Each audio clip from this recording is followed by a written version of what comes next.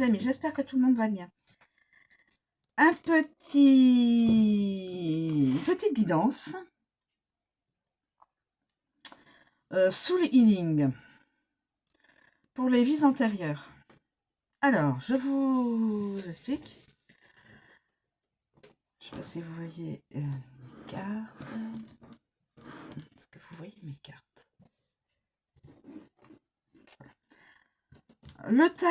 Ce tas-là, c'est les mémoires karmiques qui sont reliées au lien karmique.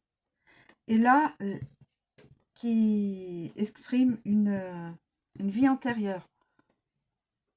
Voilà mes amis. Alors, je commence.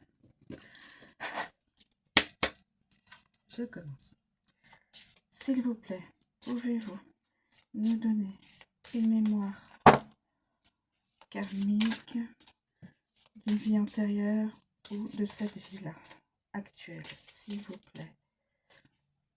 Est-il possible d'avoir... Je vais faire comme ça. Est-il possible d'avoir une mémoire karmique, un message de mémoire karmique pour cette vie-là ou pour une vie reliée à une vie antérieure, s'il vous plaît?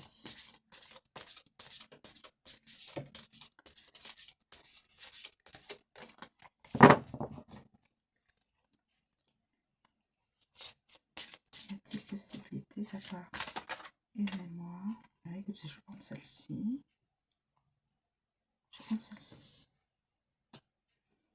Mémoire de culpabilité. Quelqu'un qui a un ressenti de culpabilité. Mémoire karmique. Ensuite, celui-là, c'est le lien qui... c'est les cartes qui sont reliées à cette mémoire-là, normalement. S'il vous plaît, y a-t-il un lien karmique relié à la mémoire karmique de culpabilité? Je vais prendre celle-ci. Le vœu karmique.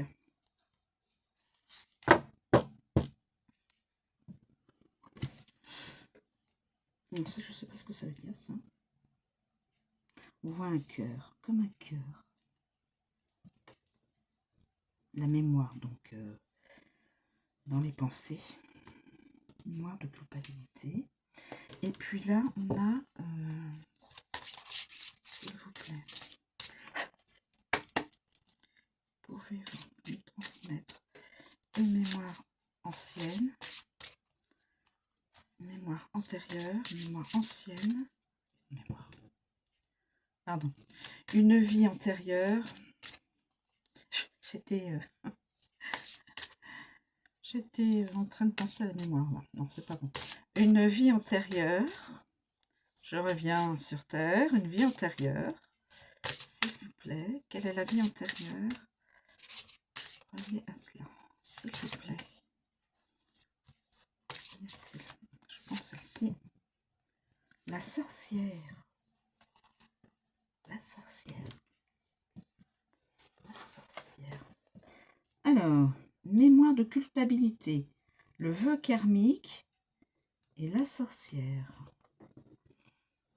Est-ce que ça a un lien entre ces trois cartes, ou est-ce que c'est juste trois... Alors, je vais de ce pas. Mémoire de culpabilité. Donc, mémoire de culpabilité. Mémoire de culpabilité. C'est la 2. Donc, 2, c'est là. Ça peut être que celui-là. Voilà.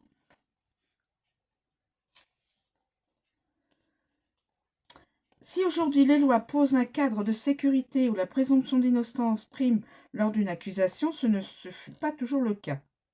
Il fut des périodes de l'histoire bien difficiles où nous pouvions être déclarés coupables dès lors que l'un de nos semblables portait des accusations à notre encontre.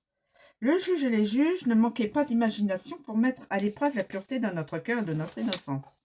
La culpabilité est l'émotion de se sentir coupable, de mal faire, de ne pas faire assez, de ne pas être assez, d'être trop ceci ou cela, ou de déranger. Dans ce cas, nous sommes dans l'auto-jugement. En effet, le juge le plus terrible qui pose son regard accusateur sur nos actes et décisions, ou simplement sur ce que nous sommes, c'est nous-mêmes. Notre juge intérieur est intarissable et se manifeste dès que l'occasion se présente. Or, cette émotion de culpabilité émane bien souvent d'un passé antérieur, d'une mémoire inscrite d'une expérience d'une vie sous une autre incarnation. Inscrite dans notre vibration, elle nous conduit à répondre favorablement à toutes les demandes extérieures ou, à une grande partie, à vouloir toujours mieux faire, à nous sentir responsables de toute situation délicate ou de tout mal-être d'autrui. Tout semble de notre faute. Elle nous conduit aussi à une forme de responsabilité personnelle exagérée envers autrui, que cela soit un membre de notre famille, un ami ou un collègue de travail. Message des maîtres karma. Culpabilité, le temps d'un été ou d'une éternité, lorsque tu portes en toi le jugement sans condition, sans possibilité de prouver ton innocence. Coupable d'être ce que tu étais, tu as été condamné et tué. Le jugement fait sans appel emporte avec lui ta peine et cette mémoire non libérée. Ne pas oser dire non ou oui, ne pas oser exprimer tes envies et tes choix, ne pas faire de toi ta propre priorité, ne pas oser t'affirmer dans ta personnalité sont les conséquences de cette culpabilité. Se sentir coupable de ses choix ou de ses décisions, des problèmes des autres ou d'être simplement toi-même, le jugement n'existe que pour les humains. La justice divine, quant à elle, n'est que compassion et pardon. Retire cette pierre de culpabilité de ton sac à dos, tu n'en as plus besoin. Ensuite, le vœu karmique.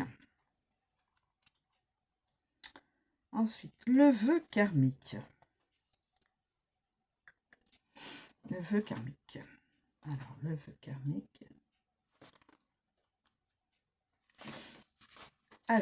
karmique. J'ai l'impression que c'est un cœur. Le vœu karmique, regardez, j'ai l'impression que c'est un cœur. D'après moi, c'est un cœur. Alors, lors de notre expérimentation de la vie humaine et au fil des incarnations et réincarnations, nous pouvons agir comme si cette vie était unique et en considération des circonstances ou événements que nous sommes en train de vivre à l'instant présent. Dans ces actes ou actions, nous pouvons émettre des vœux ou des souhaits avec l'intention que leurs effets perdurent d'une réincarnation à l'autre. Cela agit comme un contrat d'engagement que vous avez contracté et que vous êtes alors tenu inconsciemment le plus souvent aux engagements donnés lors de cette intention. Je vous propose un exemple. Dans une vie antérieure, vous vivez une histoire d'amour extraordinaire et vous vous promettez l'un à l'autre de vous retrouver même après la mort, ce qui suppose, nous l'imaginons, dans l'éthérique et au cours des réincarnations suivantes. Ce vœu karmique peut vous empêcher de rencontrer l'amour dans cette vie, car votre âme est en quelque sorte réservée à cette autre âme. Le but n'est pas de retrouver l'autre âme, mais de rompre ce vœu pour poursuivre votre route et libérer l'énergie de rencontre sentimentale dans votre vie. Ce n'est qu'un exemple. D'autres vœux peuvent bloquer certaines vibrations de votre énergie, comme les vœux de pauvreté, de silence, de chasteté, d'isolement. Selon le vœu, les conséquences et les blocages peuvent être différents. Message des maîtres karma. Nous sommes là pour te guider dans cette recherche de libération. Tant d'expériences sont enfouies dans ton inconscient et empêchent cette vérité de remonter à ton esprit afin de pouvoir t'en libérer. Tu as exprimé un vœu karmique dans une vie et celui-ci est encore en vigueur. Ces effets ne sont pas aussi intenses, car au fur et à mesure de tes réincarnations, il perd de sa vigueur. Mais il est présent et doit être rompu. Cette rupture permettra à ton âme de poursuivre son chemin allégé d'un fardeau karmique. Deux voies sont exploitable pour découvrir ton vœu karmique, la lecture d'âme ou la lecture des archives akashiques. Quel que soit ton choix, nous sommes là pour t'accompagner. Donc ça a été un vœu d'une incarnation ou d'incarnation antérieure. Le vœu karmique, je t'aimerai toujours, tu es mon amour. Je te retrouverai dans toutes les incarnations futures. C'est ça que ça veut dire, hein, cette carte. Donc, il faut briser ce vœu pour que l'âme puisse ne pas être bloquée. Et la sorcière, alors la sorcière, on va retrouver ça, la sorcière. Ah, moi je tombe dessus. Une sorcière, brûlez-la. Quelle entrée en matière pour vous parler de l'impact d'une incarnation en tant que sorcière. J'ai pu constater que ce mot peut réjouir et flatter autant qu'effrayer. L'image de la sorcière a traversé avec grande difficulté les époques, et les femmes qui étaient des sorcières, sans comprendre leur pouvoir, ou qui étaient qualifiées ainsi, ont subi les conséquences d'une diabolisation de la sorcière. En effet, la sorcière peut être identifiée à une magicienne, celle qui pratique de la magie, ou à une maléfique, celle qui pratique de la sorcellerie. Cela dit, magie ne signifie pas forcément magie noire. Il y a de l'ombre et de la lumière en tout, car tout est énergie. Tout dépend vers quelle vibration nous désirons nous tourner. La lumière ou l'obscurité. La sorcière est une personne qui utilise les plantes et l'énergie pour guérir et soigner. Il est noté dans certaines définitions qu'elle possède des dons surnaturels. Or, ce ne sont pas des dons surnaturels, mais des connaissances divines qu'elle met au service des autres. Les sorcières avaient conscience de la puissance de l'univers en recevant des messages et de la nature. Ces connaissances et ce savoir n'étaient pas connus de tous et octroyaient à ces femmes un pouvoir qui faisait peur. Très vite, elles ont été chassées, pourchassées, emprisonnées et brûlées. Cette empreinte de la sorcière entraîne des conséquences importantes sur la révélation de nos capacités et l'établissement de notre connexion avec les plans subtils. Le fait d'avoir été pourchassée et brûlée pour avoir utilisé des connaissances de magie, des capacités de guérison ou de canalisation a créé un blocage. Le message de l'esprit devient « Si j'utilise mes capacités, je suis en danger ». La personne qui porte cette empreinte ressent qu'elle possède des capacités, mais le passage est fermé et aucune manifestation ne se fait dans l'activité spirituelle. Elle aimerait expérimenter, mais dès qu'elle y essaie, une peur de faire quelque chose de mal la bloque. Elle pratique la canalisation ou soigne, mais s'en cache ou ne le dit à personne, afin d'éviter qu'une personne puisse lui faire du mal.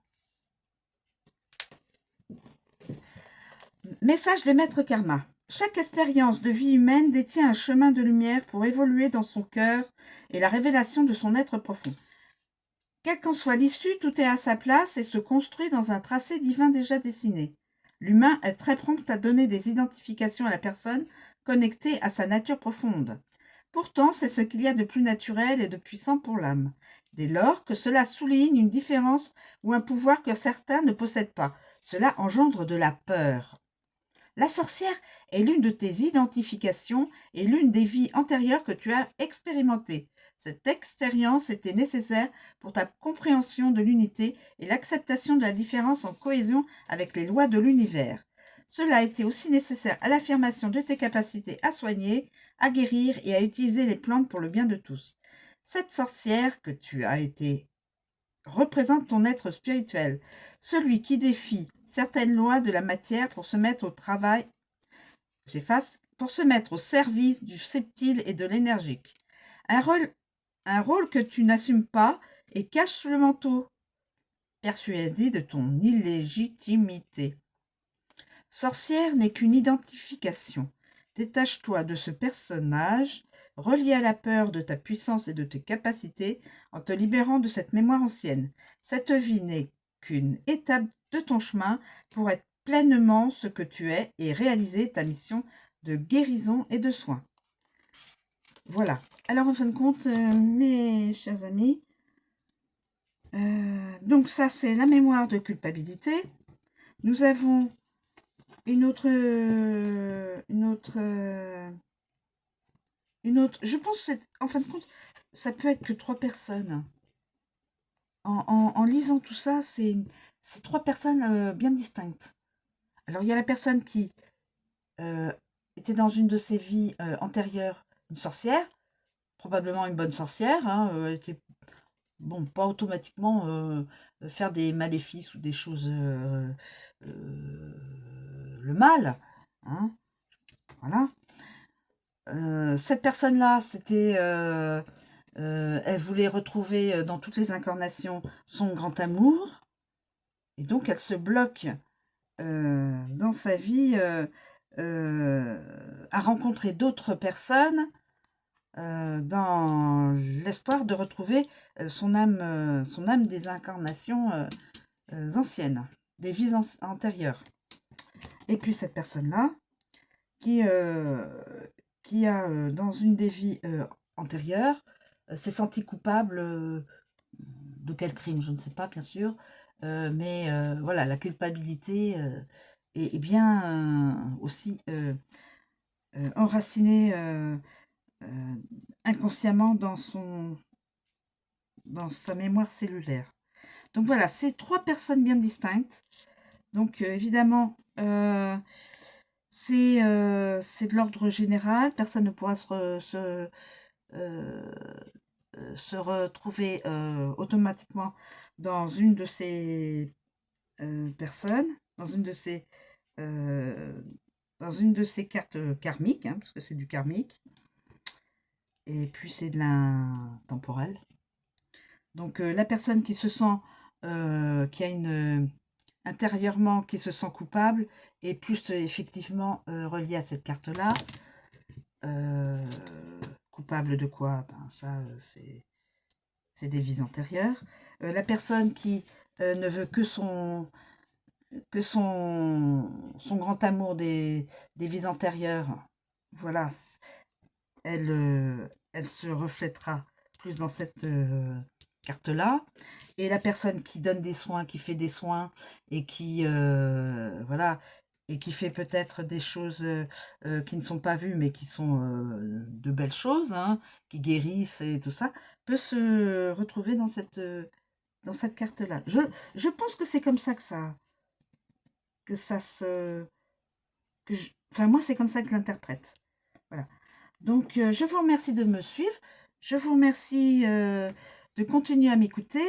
Tous ceux qui sont intéressés peuvent s'abonner pour faire vivre la chaîne et donc avoir de plus en plus pour le développement personnel, pour le travail, pour l'amour, pour des petits coucous sympathiques le matin, l'énergie du matin, tout ça.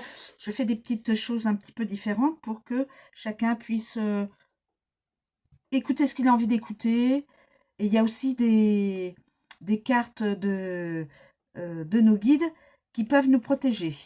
Donc je vous invite très largement à écouter quand même les cartes des anges, parce qu'il y a des cartes qui sont là pour vous protéger, pour vous libérer de certaines choses, de certaines énergies et autres.